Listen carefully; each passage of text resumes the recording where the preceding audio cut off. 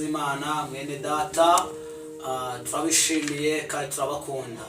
Amazina yanjye ku bantu batari bamerutse nitwa Besenga Adrien. Imana gindinda, Imana gibana nanjye niyo kubahwa. Yarandengeye mu bikomeye, irandengera mu byari bigoye, mu bitashobokera abana b'abantu, aho nabanaga nanzira Imana izahacisha inzira. Haleluya. Shatse kukubwira ngo wabonaga ko byari bikomeye, uwo muri Imana iracyakora. Imana iracyatanga uburyo abantu bagakora ubukwe.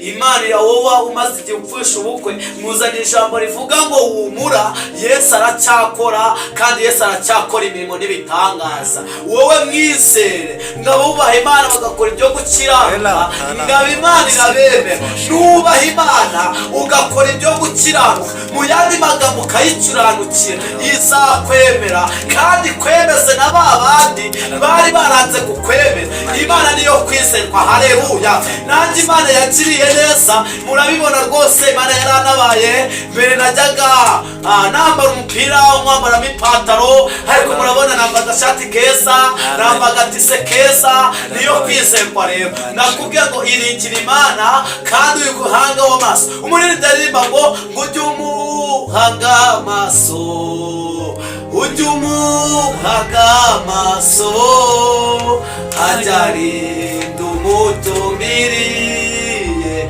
ku manywa na nijoro. Rero hanga amaso ku Mana. Abantu babahanga amaso bakaguhemukira, wahanga amaso ku babyeyi bakaguhemukira, wahanga amaso ku bavandimwe bakaguhemukira. Ariko umuririmbyi ndaririmba ngo ujye umuhanga amaso ngo ku manywa na nijoro. Ndakwifuriza guhanga amaso ku Uwiteka, kuko ari gukora imirimo n'ibitangaza. Mureke dusenge, kandi reka dusenge Imana ikugire neza.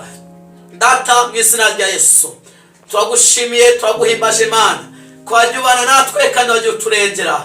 Turi kuri kamera, hari abadukurikiye, hari ababyeyi mwami bashatse, urangije ubaha gukora ubukwe, barashaka ariko babura urubyaro. Niyo mpamvu senze mu izina rya Yesu Kristo, reka babone urubyaro. Ndetse Mana, ababonaga nanzira reka wacisha inzira, kandi abari babuze akazi Mana ndabasengeye, bagaze mu kwizera mabwa nawe, reka babone akazi. Abari bamaze igihe ku gisasiro, reka bakire ubuzima buzima. Turagushimiye rero, tugushime kuri Imana ikomeye cyane, kandi tugushime kuri Imana ikoze imirimo n'ibitangaza. Ngakomeza gukora Imana mu izina rya Yesu. Amena. Murakoze. Imana